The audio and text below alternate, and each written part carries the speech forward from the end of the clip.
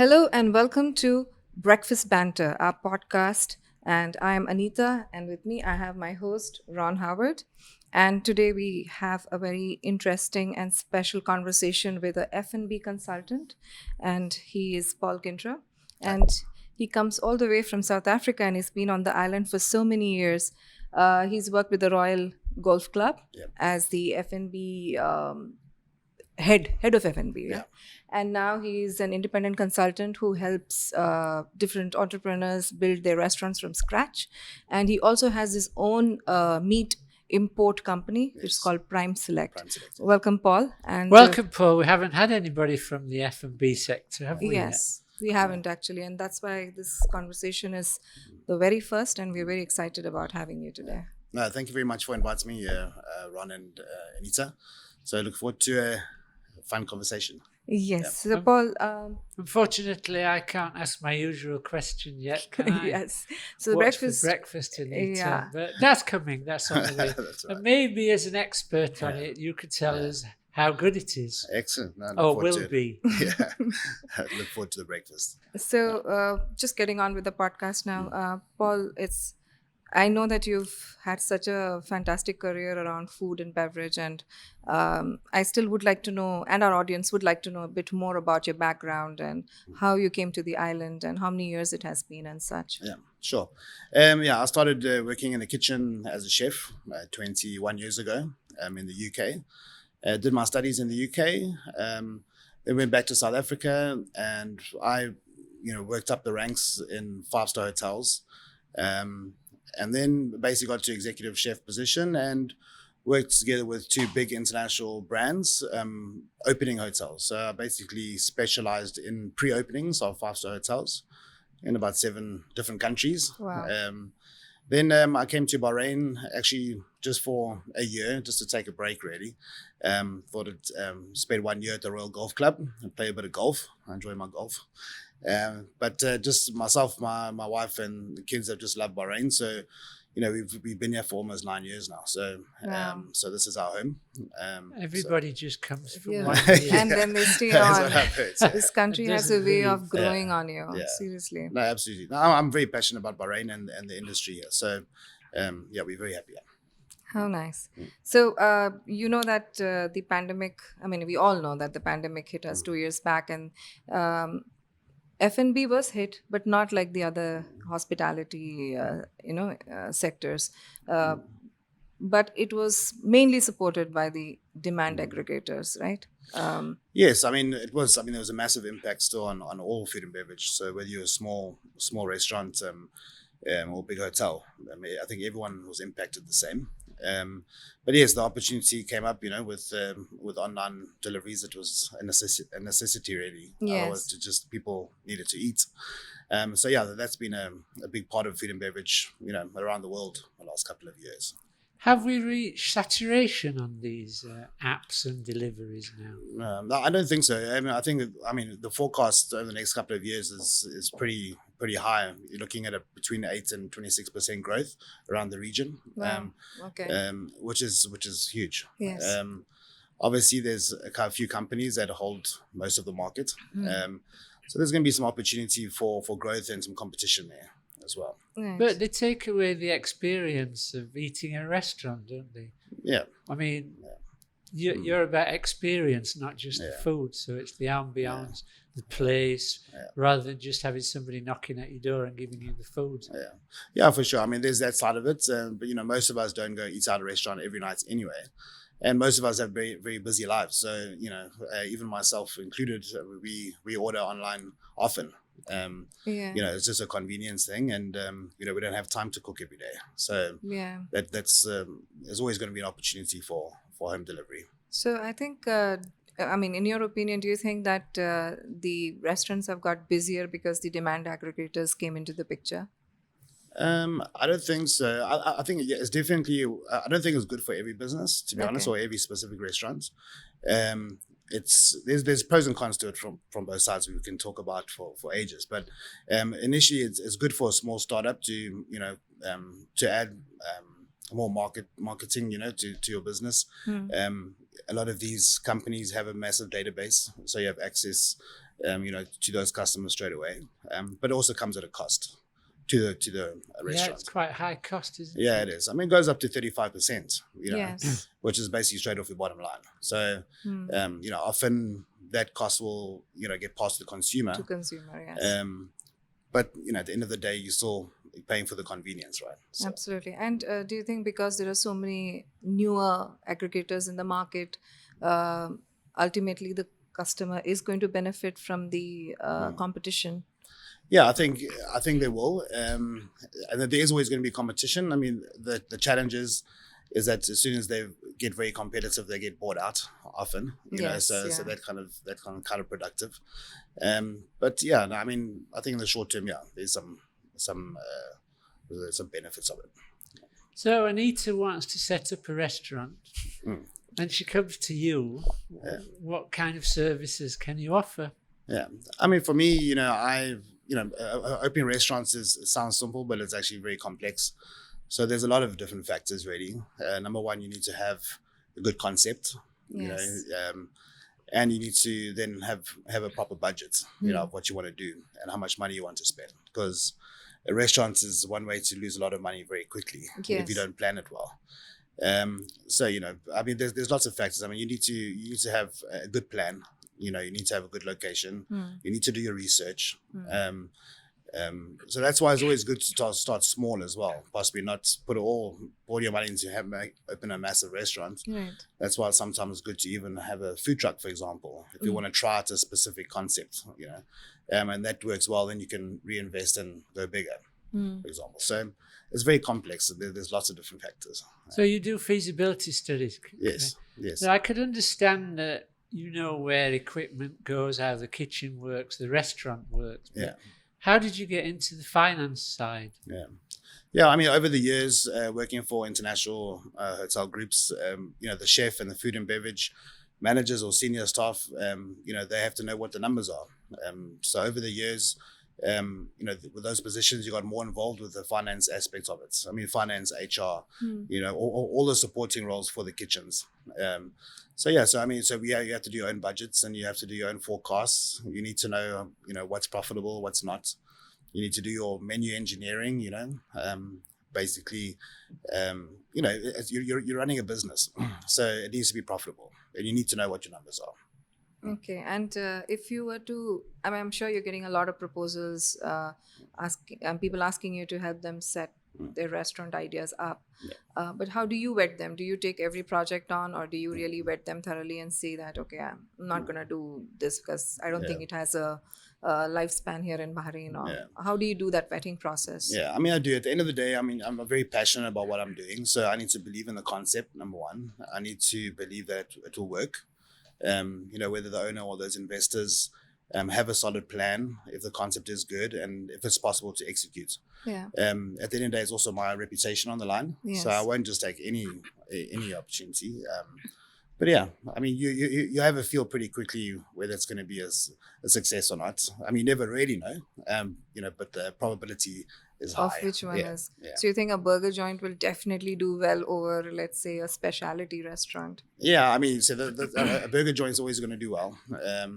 For me personally, I mean, it's kind of a saturated market still. And coffee shops. And coffee shops, Yes. So, I mean, when it comes to those staple kind of dishes, even if you look on a hotel menu, for example, your burger, for example, is going to be one of your high-moving items, always. People love burgers. Okay, so yes, I mean, there's always going to be a room for the better burger, but it's very, very competitive. So there's opportunity to be more creative. Yeah. Okay. So it's a very fast-moving business, isn't it? And Yeah. the changes in what people want to eat as well. Yeah. What are the trends in that?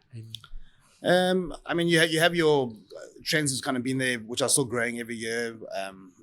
As for the last 10 years, like organic food is definitely high on everyone's list. Healthy food is definitely high on everyone's list. But I think what's really interesting, I mean, like not about the concepts, but the type of ingredients that everyone's using is quite interesting. Like nuts are becoming really popular, all different kinds of nuts and milks and flours, and obviously the vegan organic side is growing a lot. So people are trying to incorporate these ingredients into more dishes, that's interesting. And I think, the overindulgent kind of desserts, that's a big one. It's very... Is it a region thing? It's not as worldwide, really. I mean, it's these kind of, for example, craft milkshakes. Yeah. Like they started in the States, which is a massive milkshake with a pastry on top of it and marshmallows and syrup and everything. But it's very Instagrammable. It's something that's very trendy and people want to post it and tag everyone in. So those kind of things are very popular. Yeah. And I think fusion cooking is also taking on a very interesting, role in terms of pushing the boundaries of different kind of foods forward. For right? sure. I wanted to talk to you about cloud kitchen. Do you Yes. think that's a concept that people should actually move into before they get into a full-fledged restaurant and put all that kind of money? Yeah, I mean, I think it's a really good concept. I mean, it's a central kitchen. You actually save money in the beginning because you don't have to pay for waiters, for example. You're not having to pay for the front of house. So you can save some money, and you can, so you're basically working remotely, and you're focusing on those dishes. Yeah. And then obviously you have to rely on third parties to make sure your dishes get to the consumer in good condition.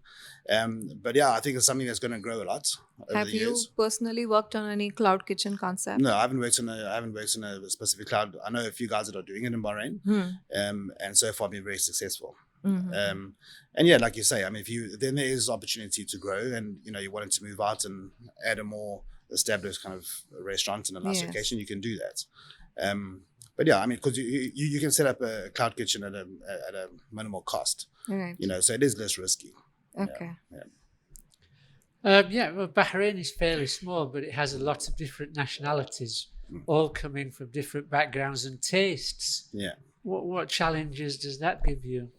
Yeah, I mean, wherever you work or cook in the world, you need to make sure that your local customer's happy, right? So you need to incorporate local flavors and local trends as well, to make sure that you have a repeated local customer, right? So, for example, Italian food, a lot of, in the beginning, anyway, a couple of years ago, we did some Italian restaurants and authentic Italian, but it didn't really work as well with the locals because the locals prefer more creamy sauces, more cheese, for example, things like that. So you have to adapt the menu according to what the locals like. Yeah.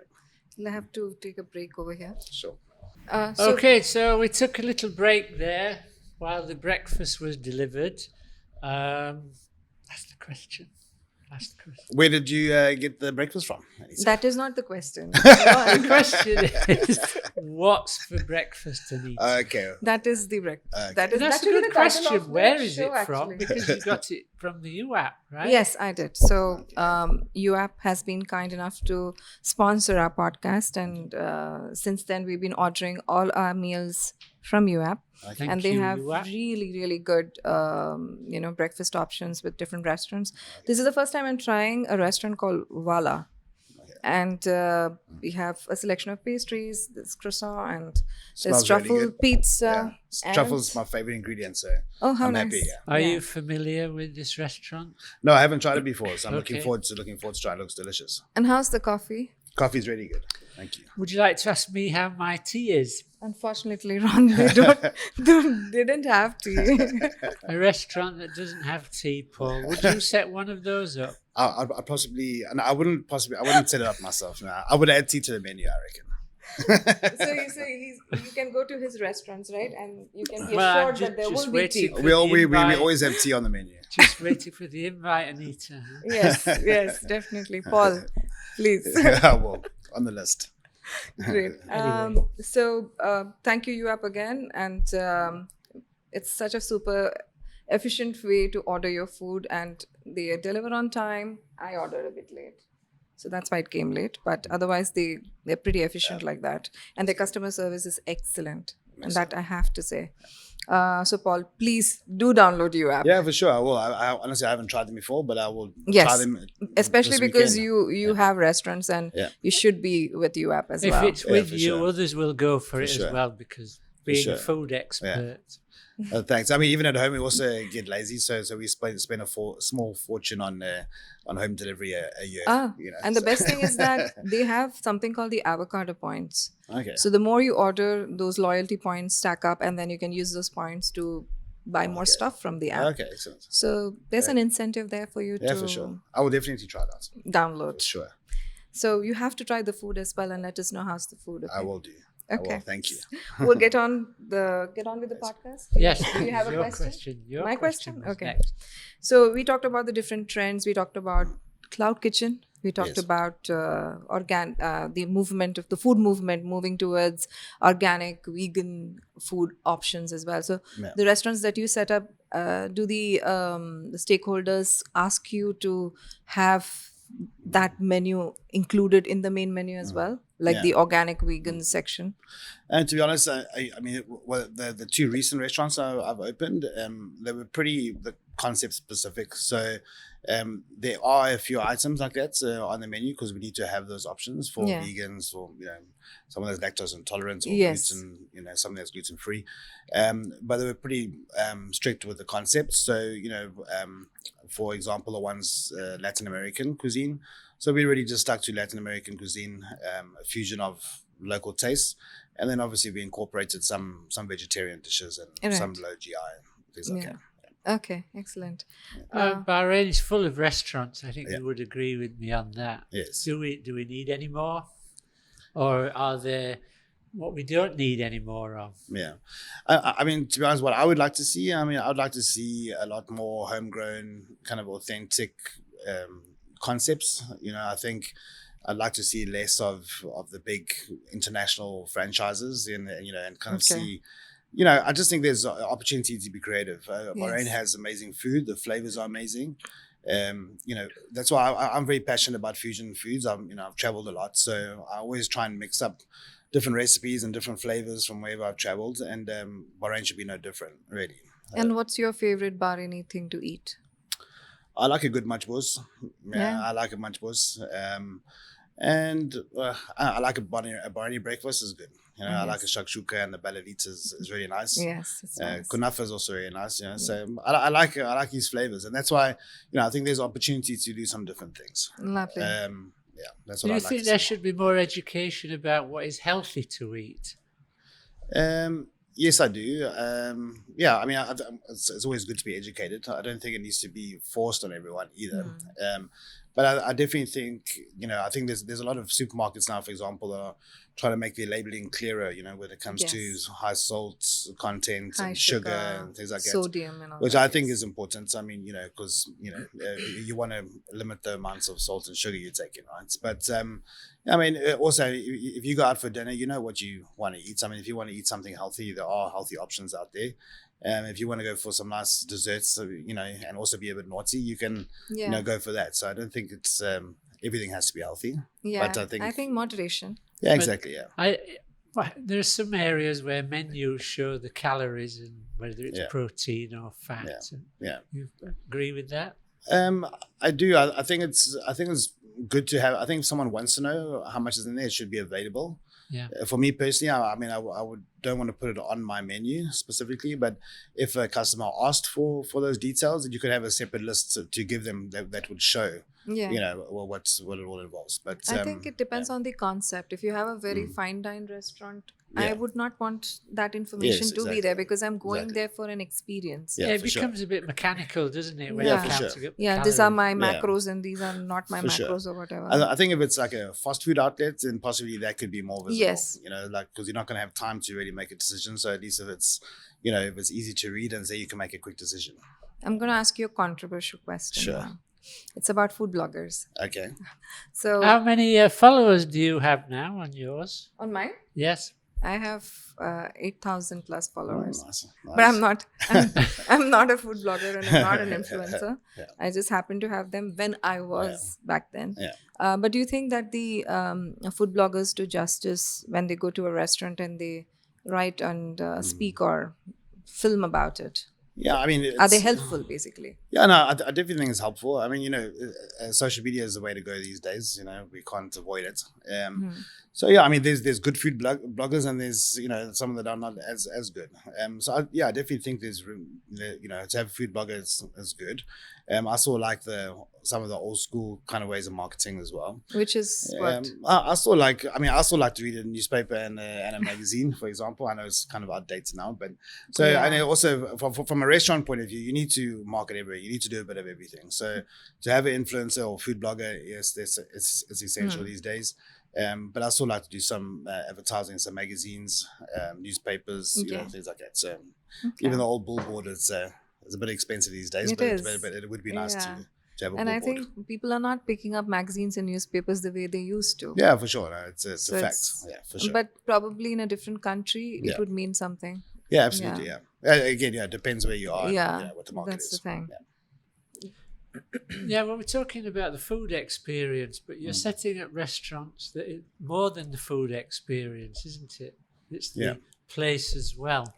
Yeah, for sure. I mean, I think it's good to have some, if you can have some kind of entertainment or some activity while you're dining. It's a lot of the concepts around the world, the busy ones have an element of that. For example, the one we're opening next week, we'll have a solo musician in the corner, like really background music, but it's live, so it just adds something extra to the dining experience. So you don't have to have a show on every time, for example, but just doing something a little bit different. Yeah. And do you think now we've been here for 9 years, you told us, right? So how has Bahrain as a country, the government have helped the industry grow? Do you have any thoughts on that? Yeah. Yeah, no, I think they've done a good job, to be honest.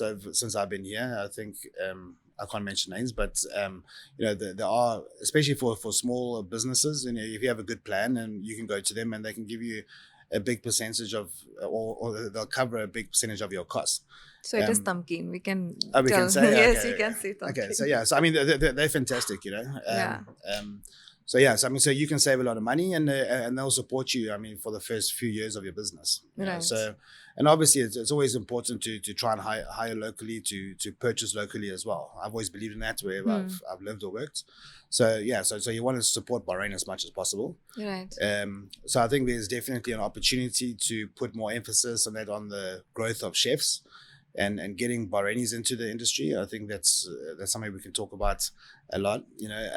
So I think more can be done still, especially when it comes to the developments of skills for the industry. I think, but do you think that there is enough local culinary skill available for you to hire, or do you have to always look for expats with that skills at the moment? Yeah, at the moment we definitely have to bring expats in. But I think there are definitely more Bahraini chefs now than there were 9 years ago. Yes, definitely. So there is a growth, but I think they could do more. Really famous ones now, actually. Yeah, for sure. Yeah. So and that's the thing; it's a long process, So we need to inspire the next generation of chefs, right? So having some celebrity Bahraini chefs that's happening at the moment is good, because that's going to inspire some future chefs. Yeah. Why do restaurants fail? Well, obviously, there's many different factors for that, but I'd say most commonly, it's poor planning, really. I mean, when it comes to budgeting and forecasting, I can't stress it enough, is that your support functions for the kitchen operation need to be solid. Your finance, your HR side, your purchasing, all of those things are really key to making sure that your kitchen runs successfully. If you don't have or also staff as well, if you're not going to hire the right staff, you bring in guys for a super low salary, and you don't bring in qualified people, and you don't have the support functions, it's not sustainable. Locations go out of fashion as well, don't they? Yeah, I mean, location is very important. I mean, obviously, Bahrain's quite small as well, so it's easy to get to everywhere. But yeah, I mean, location is very important. I think it's important anyway. Especially like in Bahrain, it's nice if you do have a sea view, or you have something on the beach, something like that would be ideal. That'll definitely be more popular. Yeah, for sure. Yeah. I mean, and in that regards, there's a lot of development around Bahrain for nice beachside restaurants. And yes. That, so, yeah. I think, suppose anybody came up to you and said that they want to start their own business. in food and beverage? It could be anything, not just a restaurant. There are so many things that you could do in food and beverage, Yeah, right? yeah. What would be your advice for the moment? Yeah. For now, I mean, I think it's a good time to invest in food and beverage. I mean, obviously after COVID and everything, everyone had a tough time, but the industry is growing. People always need to eat. Everyone's always looking for something new. So I would say definitely you have to do your homework again. You have to come up with a solid concept. You need to come up with a proper plan, a good Yeah. budget, and hire the right staff. Like those are the key things. And what, apart from restaurants, can anybody look at in the food and beverage industry? Well, I mean, there's like you said, it's such a diverse kind of industry. I mean, you could open a biscuit factory. You could open a chocolate factory. You could specialize in a product. Which I mean, that's where there's growth for sure in Bahrain. So, for example, I know there's so many success stories from the States. But if you look at Twinkies or you look at any kind of individual products, you have to start somewhere. So I have a friend in South Africa, for example. She started doing biscuits just from home, and then she opened a Nice. small kitchen, and then she ended up doing biscuits for the airlines. So Wow. I mean, she has a big company just focusing on one ingredient, one product, making sure it's really good and consistent. And then opportunities came from that. And if anybody already has a concept, what would it take for them to become a franchise and become a regional name, for example? Like, what do they have to do to Yeah. get to that level of success? Yeah, I mean, I think then it's all about results and numbers. So you need to prove your history and your numbers and show that you have a good current customer base that's consistent, that you're profitable, and that your forecast and the next couple of years is looking good as well. So then you can reinvest and you have to share some numbers and get some investors in. But that's basically. No, I'm finished all my questions. And did we talk about the trends that should just go away? We didn't talk about that I yet. kind of like lean towards the burgers and stuff. You just don't want burgers anymore. Yeah. No burger restaurants, Yeah, please. yeah. Yeah. I don't know if I think there's anything else I want to. Is there anything else apart from burgers that you think should just go, at least for the time being? To be honest, I mean, no. I mean, I would just like to see more independent, original concepts. I think people just need to get creative, and that's consumers want that. Yes. You want to go and try something different. And like you said, there's so many restaurants in Bahrain. I mean, people are still creatures of habit, so you're still going to go to that one place that you're going to get the same thing, and because it's consistent, you're going to go there once a week. Yeah. But you want to go and try and experiment and do things. Yes. What does Paul eat on his days off? I was gonna. No, actually, I wanted to ask you, what do you cook? What is your favorite thing to cook also? So, two questions. Okay. Am I allowed mentioning names or not of restaurants? No, you can name restaurants, no problem. Yeah, no. For me, probably my staple takeaway would be Healthy Calorie, because I mean it's just down the road from me. Yeah. It's super consistent, to be honest. Okay. I always have the same dish, Which is what? which is the Asian chicken and rice. Yeah. It's nice. It's isn't very it? nice. But It's I only yeah. eat the rice. I don't Yeah. eat the chicken. Yeah, no. Well, I have and my wife's vegetarian, so so lots of vegetarian options for Yeah, her. there is. Yeah. My daughter normally complains because she prefer something more unhealthy. But yeah, no, I like Healthy Calorie. And what do you cook? What do you like to cook? I like meats. I have my own meat business, like I said. But yeah, so I like steaks and I like any kind of protein, so chicken and fish. So I like lots of vegetables as well. So I like eating nice food at home. So I spend the time. Do you like variety? Or Yes, I do, yeah. Eating the same thing all the time. No, I mean, it depends. If I'm busy, then I'll just eat for So- anybody. But if I have the time, then I like to do some different But things. we So didn't that's- ask Paul who's the one that cooks at home. Do you Yeah, cook it's at me. home? Yeah, no, I cook. Yeah, Oh, okay. yeah, I cook. I mean, but at the moment, like my wife's vegetarian, so she kind of cooks for herself, and then I'll cook for myself. And then if I feel like doing a vegetarian dish, then I'll cook for both of us. So, good, well done steak is your comfort food? Yeah, I like a steak. Obviously, eating too much of anything is bad for you, so I try not to eat too much. But I probably eat a lot of chicken and fish. Yeah. Okay. Yeah. What's your favorite thing to eat, Ron? Chicken, yeah. Chicken or turkey, in fact. Okay. Yeah. I mean, What about yeah. yours? Me? Oh, If I you're tell names, vegetarian, then aren't you? you would not be interested in my food choices. Are you vegetarian? Are Yes, you? I'm Yeah. vegetarian. Yeah. No, but I mean, I like to eat what's locally available always, So obviously, when the season comes in for the local prawns and crabs, and I mean local, they're from the region, so there's really nice seafood here in Bahrain. Yeah. So and it's really well priced. And so, do you go to the central market to shop yourself? I don't often just because it's out of my way a bit, but I mean, like they do supply to most of the And they do the supermarkets. suppliers. And I mean, the supermarkets they're always very well stocked and they have fresh stuff. So for me, it's nice convenience down the road. I can pick up what's fresh on the day. Yeah. So I think you should cook for us one day. Yeah. Yeah, but what And he then we doesn't can eat. eat it I here don't know if for he cooks breakfast. vegetarian. Do you cook vegetarian? For- I can cook vegetarian, yeah, for sure. Yeah, vegetarian Yeah, breakfast. yeah, we can do vegetarian breakfast, no Yeah, problem. that would pretty much be bread and jam. I can be more creative than that. Okay, thank you so much, Paul. I mean, it was such an easy podcast, right? I mean, Absolutely. But we've yeah, got we our just haven't insights touched that from subject you. before. Yeah. It's very interesting, and thanks, yeah. I really enjoyed it. yes, but you have to try the breakfast and tell Yes, us for I'm sure. going to have to try some right So now. Paul's going to try the breakfast while you tell the viewers where they can find us. Yes, Go ahead, Paul, please. Okay, cool. Thank you. that's yeah. So thank you for watching. You can catch us on Instagram for all our updates at mhconsultants_Bahrain. And please do subscribe to our YouTube channel at MH Consultants. Thank you so much for watching. And Paul, it was a delight to have you over. How was it? How is it, Paul? That first mouthful. It's really, really good. Oh, good. Then, like again, I love truffle. Okay. I mean, so that's my. So that's it's my only kind of dish. cheese, right?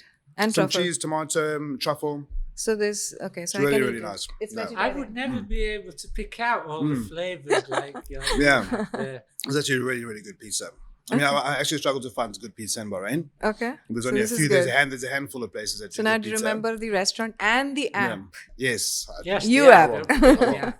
I Okay. will. Thank you. Thank you so much. Thank you, It's everybody. delicious. Thank you. Thank you very much.